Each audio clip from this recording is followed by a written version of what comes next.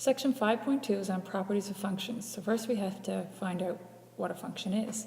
So if you look at the examples below, we have a column of relations that are functions and a column on the right that are relations that are not functions.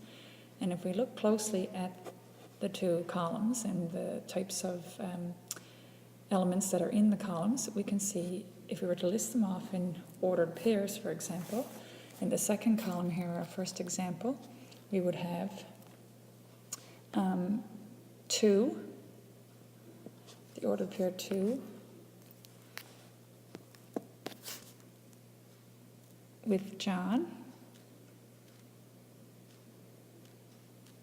and another ordered pair 2 with Karen.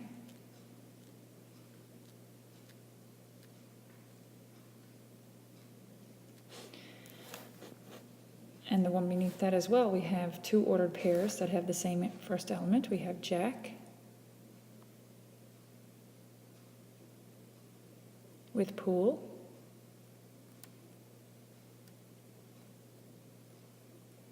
and Jack with baseball.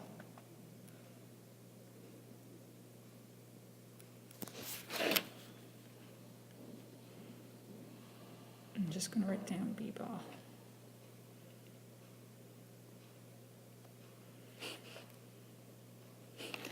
And in the next set of elements, we have in the next relation, we have 2 ordered pairs. If we were to write them, C goes with Kathy, and C goes with Cynthia.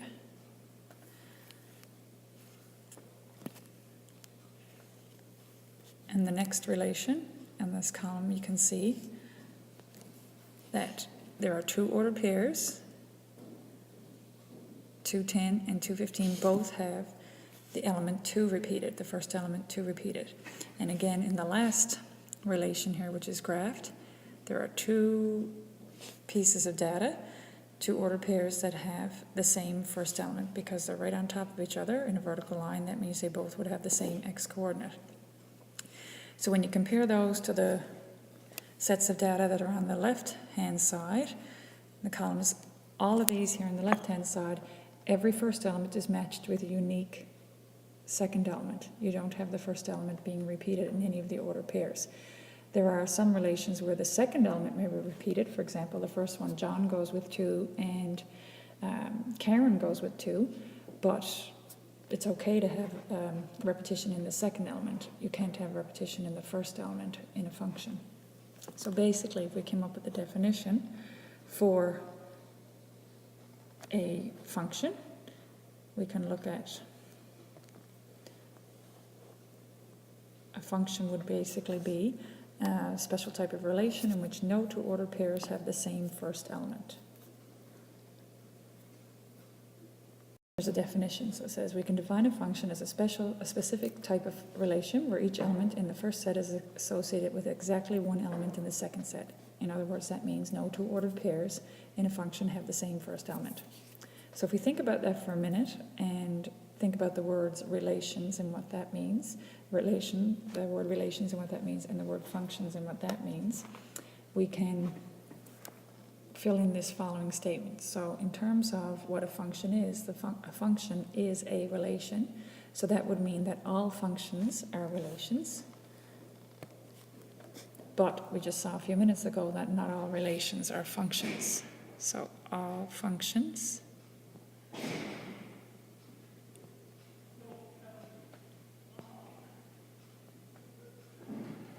are relations.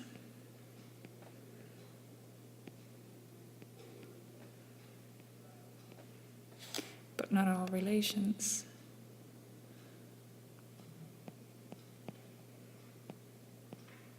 are functions.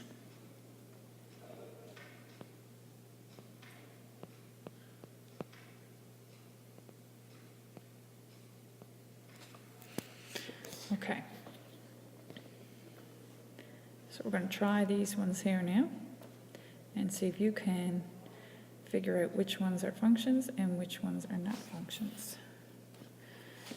So the first one there, if you look at each element, or each piece of data, you've got an ordered pair 1 with 1, 2 with 8, 3 with 27, 4 with 64, and 5 with 125. And it appears that every first element is matched with a unique second element. And there's no repetition in the ordered pairs for first elements, so this looks like, based on the data you have there, that it would be a function. B, right away we can see that 1 is matched up with 20 and with 25, so right away those two ordered pairs there, 120 and 125, would make this not a function. And you can also see that 3 also makes it not a function, because 3 with 60 and 3 with 70. So this one would not be a function.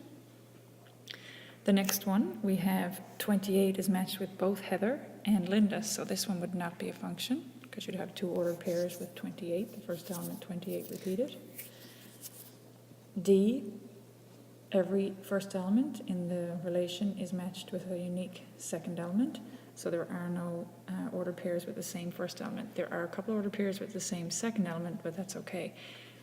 So this one would be a function. The next one, you've got 1, 2, 3, and 4 as your first elements, no repetition, so it would be a function. The next one, you've got 1, 2, 3, and 3, so right away we can see that there's two ordered pairs with the same first element, so it would not be a function. So we just move up.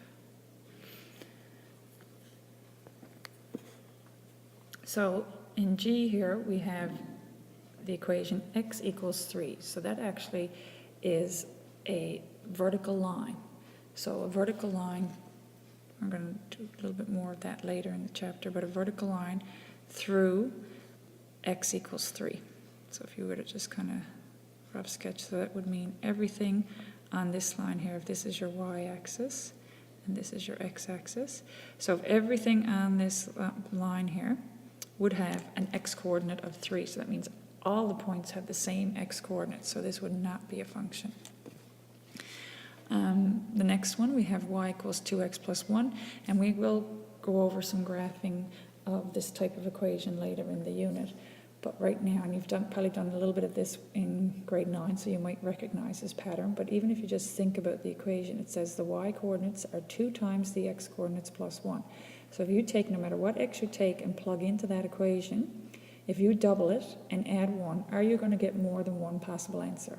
And the answer would be no. Every time you plug an x in there, you're going to get a unique answer for the y. So for example, if you plug 1 in there, 2 times 1 is going to be 2, plus 1 is 3. So 1 will only go with 3, nothing else. If you plug 5 in there, 2 times 5 is 10. 10 plus 1 is 11. You will only get 11 for the answer. And that's the same for any x that you can plug in there. If you double it and add 1, there's only going to be one answer. So that means you're never going to get an x that will give you two different y-coordinates. So this should be a function. The next one here is not a function, because this part of the graph here and this part right here, where the two points are right on top of each other. This one shouldn't be in there. I didn't mean to put that one in there. Okay, so these two here, they're right on top of each other, and these two are right on top of each other, which means that they both have the same x-coordinate. These have the same x-coordinate, and these ones here have the same x-coordinate. So this would not be a function. And the last one, everything here has a unique ordered pair. X only goes with one y. This x is only used once. This x is only used once on this point. X that goes with this point is only used once. So there's no points that are basically directly above each other. So this should be a function.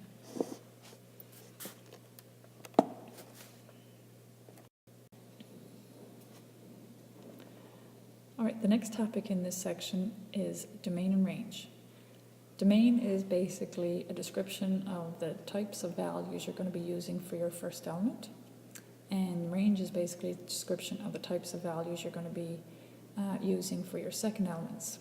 Domain, oftentimes you'll hear it associated with the terms independent variable, and range is often associated with the term of dependent variable. And we will talk a little bit about independent and dependent variable a little bit later, but right now just remember that domain goes with independent variable and range goes with dependent variable.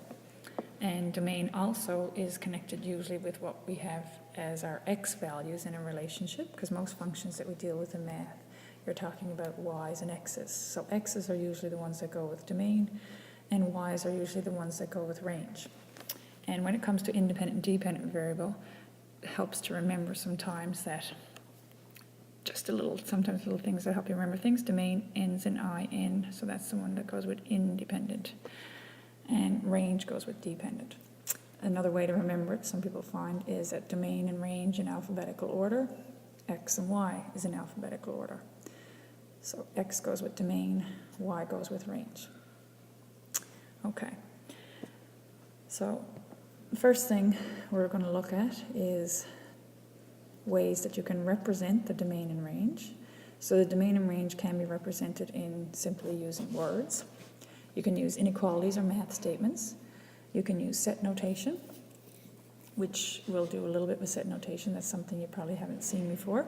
Number lines, you can represent domains and ranges on number lines. And ordered pairs here is a mistake. That shouldn't be in there. Okay. I think that was supposed to be interval notation. Interval notation is something we're going to do later in the chapter because that's another new way to learn how to write domains and ranges. So we'll just concentrate on set notation first because that's probably the newest thing for you. And then we'll go into interval notation a little later in the chapter. All right, so the first example here that we've got is a graph drawn. And if we were going to describe the domain for this graph using words, we'd look at the x-axis and see what values on the x-axis have points with those x-coordinates, those values on the graph. So looking at the graph here, it appears that the lowest x that gets used is -2. And all x's to the right of -2, for example, if I go to -1, that has a point on the graph right here. And if I go to +2, 2 has a point on the graph. If I go to 6, 6 has a point on the graph, has coordinates 6, 3. So basically everything to the right of -2, if I pick that x value, I can find a point on the graph that has that x value as an x coordinate. So if I were to describe this domain using words, I would say all real numbers greater than or equal to -2. And we choose real numbers because everything in between 2 and 4 on the x-axis can be matched up with a point on the graph. You don't have to just use whole numbers or anything like that. And typically when your graph is connected, the points are connected with a solid line as this graph has, then it would be real numbers. So using words, we'll say all real numbers greater than or equal to -2. As an inequality, we would have basically write our symbol x greater than or equal to symbol and -2. Using set notation, and we'll discuss this in the next page, but basically it's the inequality stated again, but there's some fancy stuff at the beginning and end. You have curly brackets and x such that x is greater than or equal to -2, x is a real number. And then again, we'll explain that a little bit more detail on the next page. Using a number line, you just start at -2 and draw a line to the right of -2 to show that those are the values that are used in the domain. Values bigger than or equal to -2. So now we're going to try the range. And to represent the range for this same graph, if we look at the y-axis and see what values on the y-axis have points with those y values as the y-coordinate for those points, we can see that the lowest y that gets used appears to be -1. And then everything above -1 has a point corresponding to it on the graph. So like for example, 2 is on the y-axis, it's above -1. And if you go across, you will see that there is a point on the graph with a y-coordinate of 2. If you go to 5, if you go across, there is a point on the graph that has that y-coordinate, that y value as its y-coordinate, and so on. No matter what point you pick above -1, there is a point corresponding to it, and sometimes there's 2 points. For example, if we go back to 2 again, on the left side of 2, there is another point. So there are 2 points with the y-coordinate of 2. So anytime you pick something bigger than -1, it has a point on the graph with that y-coordinate. So if we were to describe the range, we would say all real numbers greater than or equal to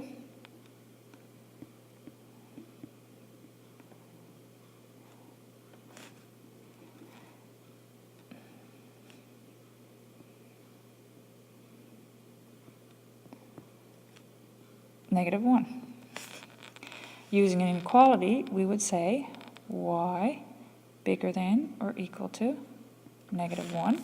Using set notation, we would repeat that inequality, y greater than or equal to -1, but we'd put some fancy stuff around it. So we put a curly bracket, the y, set of all y such that, and then we'd have y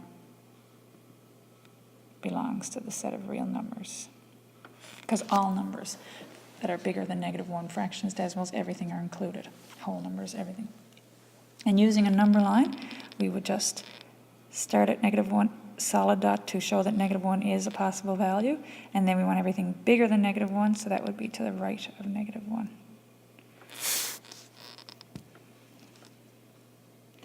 Okay. Okay, we're going to do a little bit of extra practice with set notation before we move on to the next topic.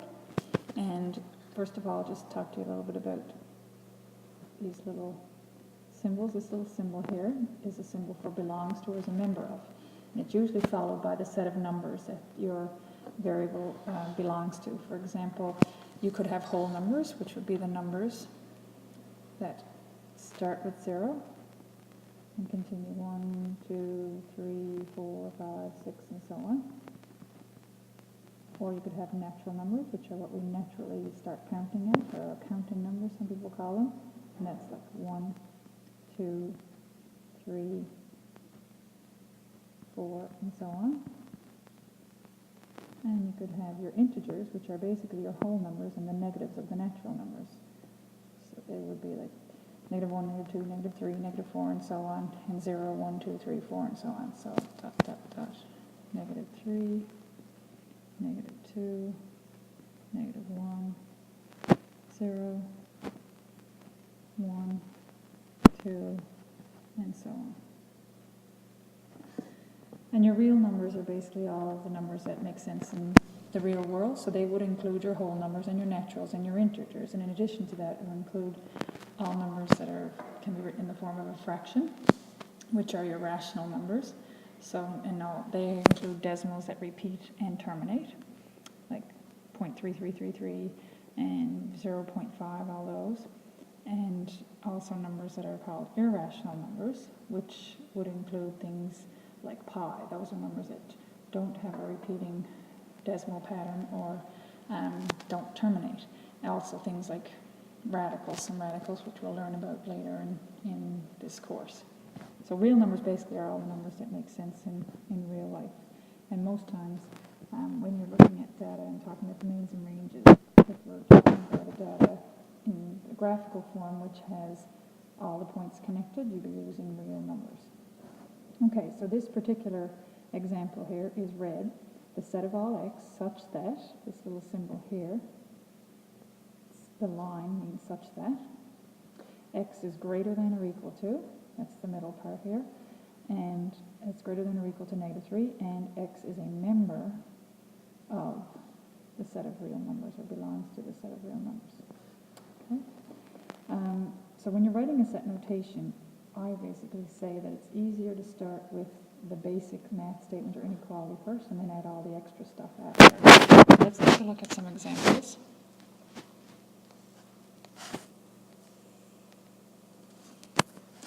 So the first one you're asked is to describe the domain values that are real numbers that are greater than 3. So if we were to say the inequality that stood for that, we'd say x is greater than 3. So that's your basic math statement, and then you put all the fancy stuff. So you have your curly bracket, and you'd have x such that, and then you'd have x belongs to a set of real numbers, and then curly brackets at the end. If you want to say the range values, which are usually your y values, are real numbers less than -5, then you would say y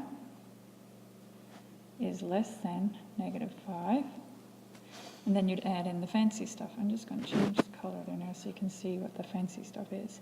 So the fancy stuff is your curly brackets, and then you'd say y such that, and then comma, y is a real number.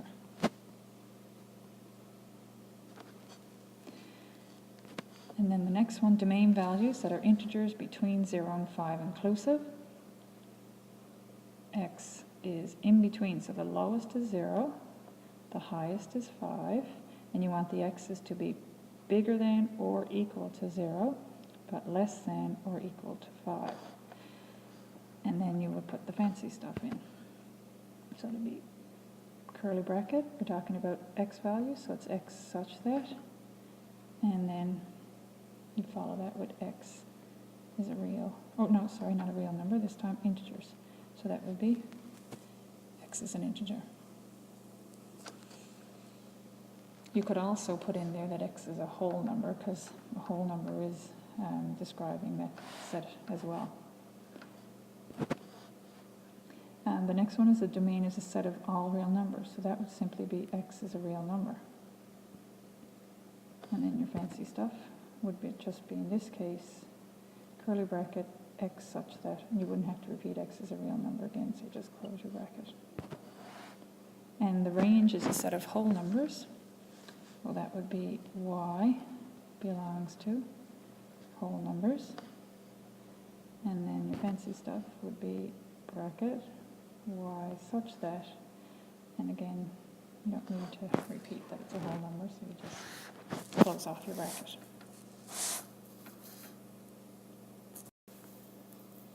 Our next example gives us graphs, and we have to state the domain and range of these graphs using set notation and number lines.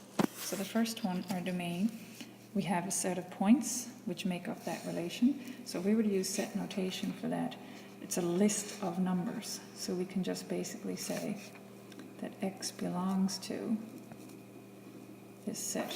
So the x's that get used are -5. If you look at these points right here, they both have an x-coordinate of -5.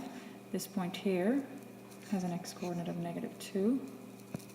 This point here and the one below it both have an x-coordinate of 2. So those are the only domain values that are used in that relation. Using a number line to represent that domain for that relation, we would just simply put dots at each of those values, -5, -2, and 2.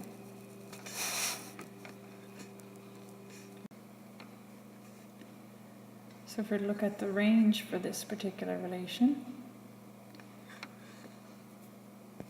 we would look at the y-coordinates for each of those points, and the lowest y-coordinate that gets used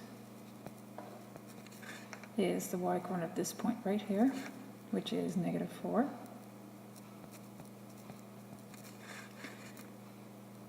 And the next y-coordinate is this point and this point. Both have a y-coordinate of 1. And the next y-coordinate is this one here, which is 3. And there's one more there that I can't really see, that's 4. So that goes at a height of 4. Because we're listing them, that's okay for set notation there for that particular type when you've got a list of points. If we were going to represent the range on a number line, again, we would just put the dots at the appropriate numbers on the number line. So -4, 1, 3, and 4. If we go to the other example, so if we look at the domain and range for this example, the x values that get used, if you look at the line, starts at an x value of 2, and all the x's bigger than 2, there's x value 3 has a point on the graph, x value 4, and everything in between as well. So that would mean that the domain would be for for this particular graph would be x greater than or equal to 2. So using set notation, we start off with our basic statement, greater than or equal to 2, and then we add the fancy stuff.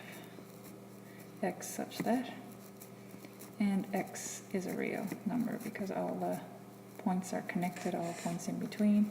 The ones I mentioned are possible, so you would use all real numbers. To show that on a number line, you'd start at 2, and it would be everything above 2. For the range, you would need to use for set notation. I just got to go back and look at the graph again before I move that up. The range, the y coordinates that get used, the highest y coordinate that is used is at a height of 3, and then everything above that has a point on the graph. So the best way to describe that would be y is greater than or equal to 3. So we write that using set notation. It would be y greater than or equal to 3. Y is a real, curly bracket, y such that, and then y is a real number. Using a number line, you would start at 3 and everything larger. Okay, so when you have points, as is down here in the little bubbles, you can list them individually, but a line requires the use of set notation. So you have to kind of adjust set notation for a list. Okay, last examples here, just a few more domains and ranges to try different ways. So the first one says to write the domains and ranges using words. So if we look at this line continues on and on and on, past there's arrows at the end there, so that goes on and on and on, and on and on and on. So no matter what x we pick on the x-axis, there is a point that has that x-coordinate on the graph. So in words, this would be all real numbers. And the same thing for the y's. The graph keeps going higher and lower. Everything that you find on the y-axis has a point corresponding to it on the graph, so that would be all real numbers get used for the y's or the range. In the second graph, your x's that get used start at -4 and are everything less than -4. If you look at the x values that get used, only those x's that are to the left of -4 have points with those x coordinates on the graph. So we would say, and again there'd be all real numbers because it's a solid line, all real numbers less than or equal to 4.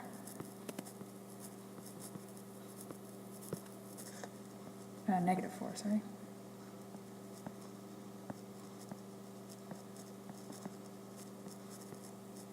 -4.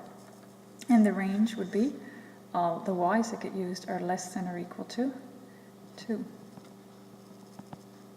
All the y's on the y-axis that have points on that graph are y's that are less than or equal to 2.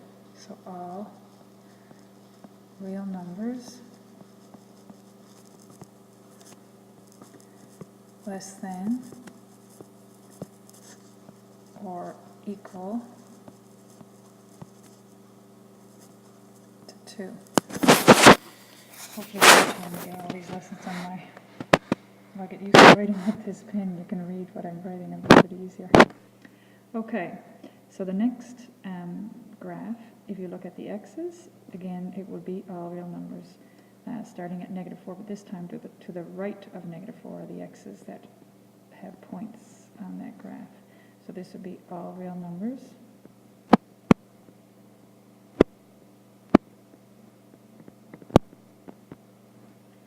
greater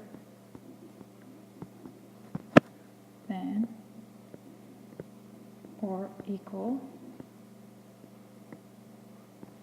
to -4. And the y's that get used are also starting at -4 and getting higher than -4, so it'll be all real numbers greater than or equal to -4 again.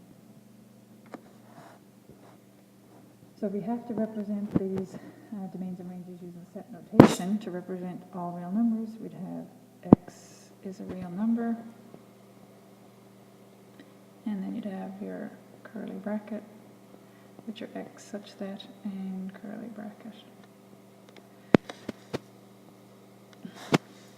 And the y's would be all real numbers, so it would be y is a real number, and you have curly bracket, y such that, curly bracket.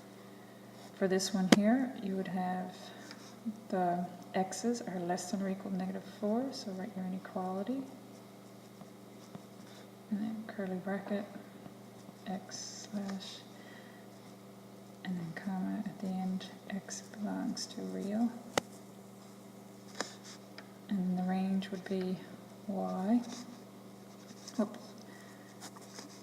You can, once you get used to it, I'm trying to follow the pattern I've been following, but you can, if you're okay with it, you can start right from the very beginning. You don't have to start with the middle stuff first. So this would be y less than or equal to 2, and then y such that, and y is a real number. And then the next one would be, again, x's are greater than or equal to -4.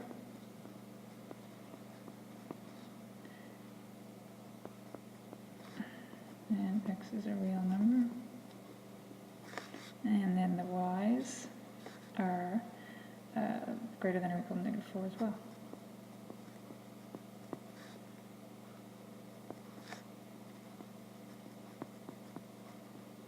There's a lot of room there. Okay, so our next examples ask you to represent the domains and ranges using number lines. So our first example, the x-coordinates that have points on the graph are x's from -4, but not including -4, because there's an open circle there. So from -4 up to, all the way up to an x value. The highest x that gets used on the x-axis is x equals 5, matches up with a point on that graph. So, and that is a solid point, so that would be a solid dot. And then you would connect there a line between those two values. For the y-coordinates, the lowest y that gets used is a -7. And that is actually a point on the graph, so there's a solid dot.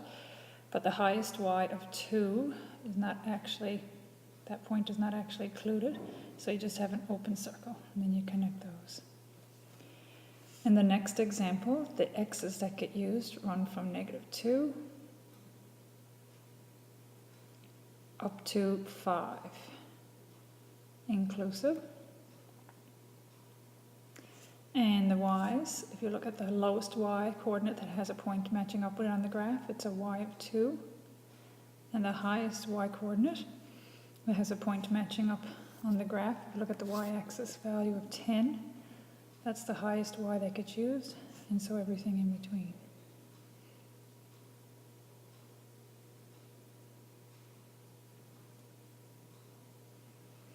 And the last example, we have just individual points. So we would just basically put dots on the number lines corresponding to the x-coordinates for the domain and the y-coordinates when we're doing the range. So the x-coordinate of the leftmost point is a -2, and then we have a -1, and then we have 1 gets used, and then we have 3, and then we have on the x-axis there's a x value of 4. And then we have the last x that gets used is this x right here with an x value, this point right here, with an x value of 6. For the range, the lowest y that has that's used in these points is the y value of -5. There's 2 points here at the bottom with a y-coordinate of -5. And then you have, up above that, you have this point here, which has an x-coordinate of -3. And then you have, the next one is the one that's on the x-axis with an x-coordinate of 4 and a y-coordinate of 0. And then you have the one that has a y-coordinate of 2. And then the last one there has a y-coordinate of 4.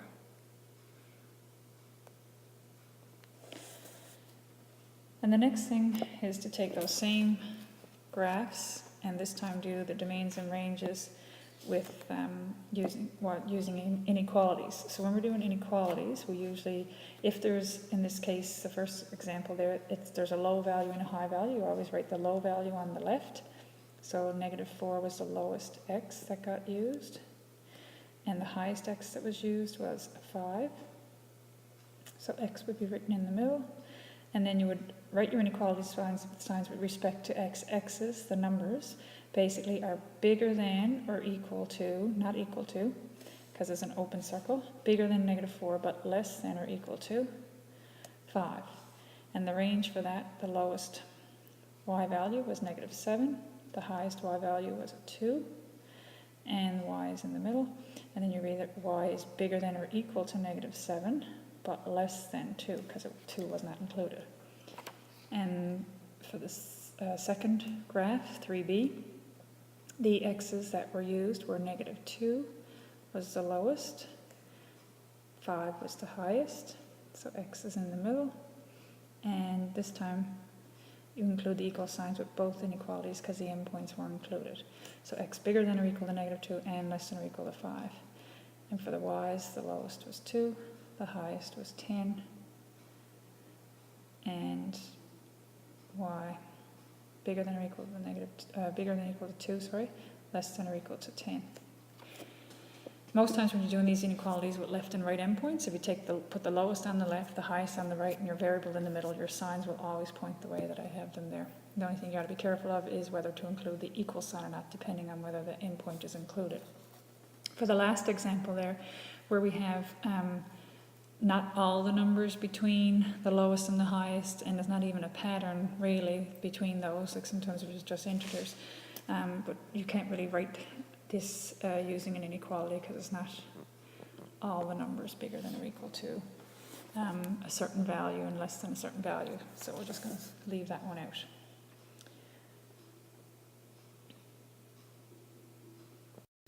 Okay, this next example is another example of domains and ranges, and these ones here, there are specific ordered pairs in your relation. So if you had to write the domain for the first one here in 5a, it's simply just going to be x belongs to, and list off the numbers in order that are being used. So it'll be -5, -1, 3, and 4. And the y's are -3 and 0 and 4. And this one here, the table doesn't indicate that there's any kind of particular relationship, so we don't really know what x or y represents, so we can only assume that these are the only elements in this table. So we would again just list off the x coordinates as your domain, which would be 1, 2, 3, 4, 5. Now if you wanted to, you could kind of write a little inequality there and say that the x is between 1 and 5 inclusive, so x is greater than or equal to 1, less than or equal to 5, comma, x is an integer. If you wanted to write in set notation, you could do that for that one. But it's just as easy to list off the points when there's only a few items. Same thing with the y's here, there's no real pattern here, so we're just going to list them off. -4, -1, 2, 5, and 8.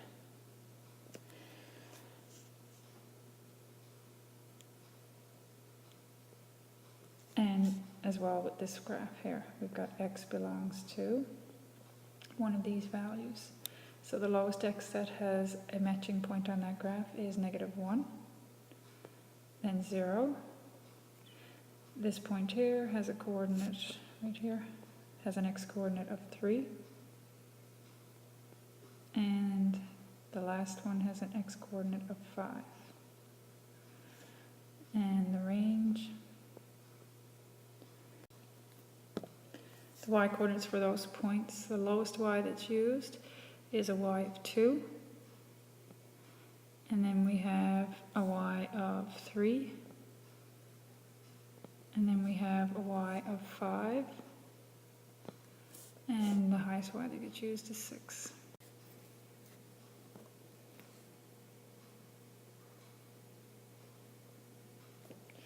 Okay, so the next topic to finish off this part of the section is independent and dependent variables.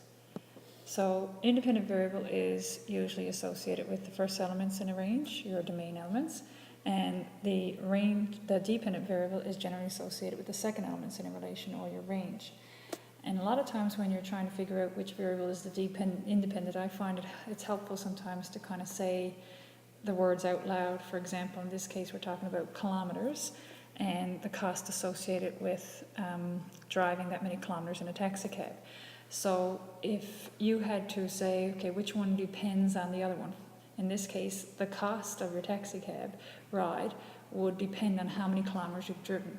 So the dependent variable in this case then would be the cost, or your C variable, and the independent variable would be your kilometers. Right? Because you would say cost depends on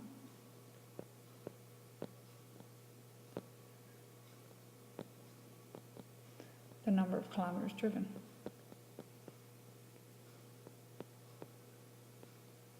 So therefore cost has to be the dependent variable.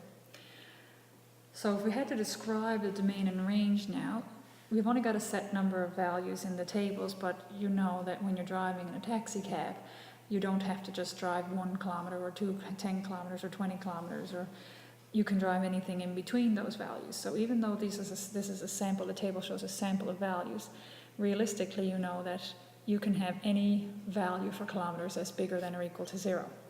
And it can be partial kilometers as well. So the domain would be basically k is greater than or equal to 0. And if we put it in set notation, we just put a curly bracket, k such that, and follow it with k is a real number. And again, similarly for the cost, even though the costs there are 0, starting at 0, you've only got 20, 40, and 50 in the table, but you do know that depending on the kilometers, you can have costs in between those values as well. So we would just say that the cost is also a set of all costs such that those costs are bigger than or equal to 0. And we'd have to have it bigger than or equal to 0 for both of those quantities, because it wouldn't make sense to have negative kilometers or negative costs. And also, you should note that when you're looking at independent and dependent variables, the independent variable is the one that's usually associated with the domain, so it would usually be on the x-axis, and the dependent variable is usually associated with the range and the y values, so that would be on the y-axis. So let's try a few examples.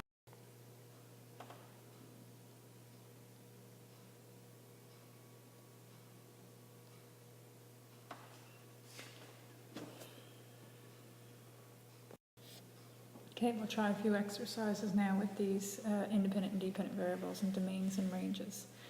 So the first example shows a table that shows the cost in dollars of purchasing a number of tickets in to attend a Rihanna concert. So you have to identify the independent and dependent variables. And if you look at the relationship, the cost that you, in dollars, that you have to pay depends on the number of tickets that you buy. So I would identify the cost, or your C, as your dependent variable, and your N as your independent variable. So cost, C for cost, and N for the number of tickets.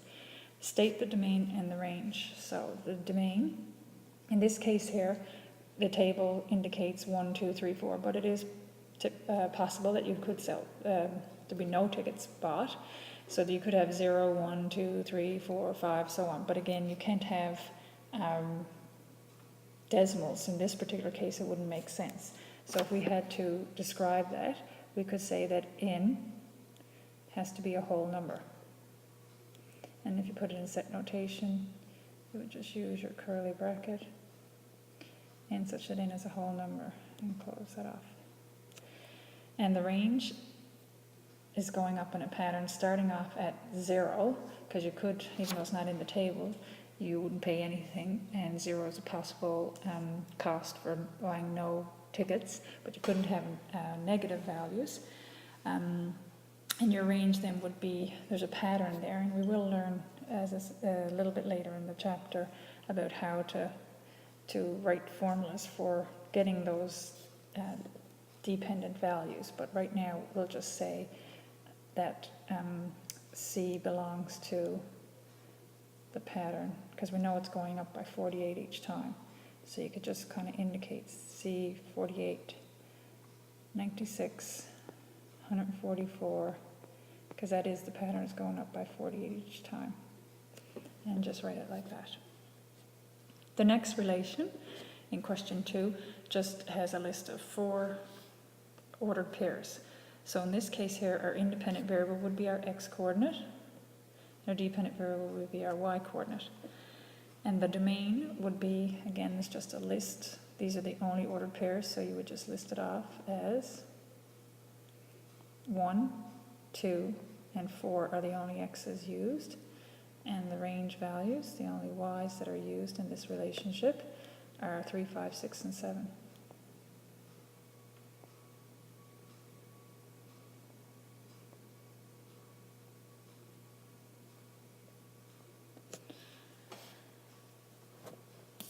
Next example number 3, next question number 3, asks you to identify the independent and dependent variable for each of the following situations. So, first one, it says a farmer wants to determine the influence of different amounts of fertilizer on plant growth. So if you look at the two things that are kind of being related there, we have the different amounts of fertilizer and plant growth. So which one depends on the other? I would say that plant growth depends on how much fertilizer you put on it. So I would call the dependent variable plant growth, and the independent variable the amount of fertilizer. So it helps to say those words sometimes to help you figure out which one is the dependent and which one is the independent. The next one says the time spent studying will influence test scores. So if you look at the two things that are trying to be connected there, you would have your test scores and your time spent studying are the two things that are being connected. So which one depends on the other one? And if you say those words, it makes sense that test scores depend on how much time you spend studying. So test score would be your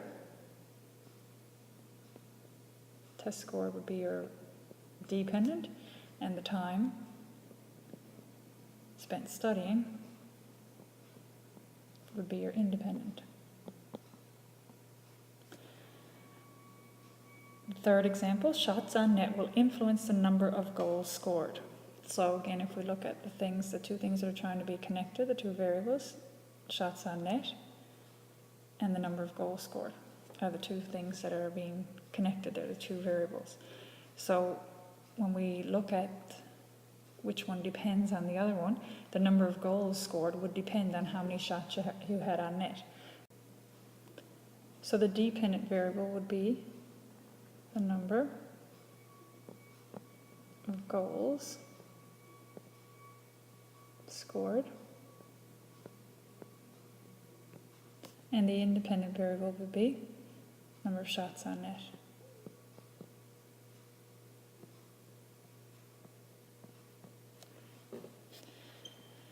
And the last one there, the height of a plant as time increases. Again, the two things that are being connected are the height of the plant and the time. So in this case here, the height of the plant depends on how much time has passed. So the height of the plant would be your dependent, and your independent would be time.